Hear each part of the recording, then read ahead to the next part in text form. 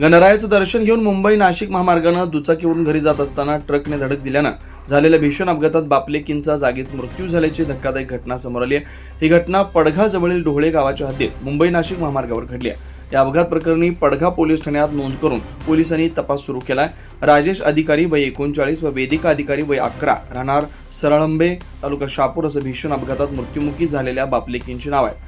राजेश अधिकारी आपल्या मुलीसह दुचाकीवरून भिवंडी तालुक्यातील सापे गावात नातेवाईकांकडे गणपती दर्शनासाठी शुक्रवारी दुपारच्या सुमारास आलेले होते।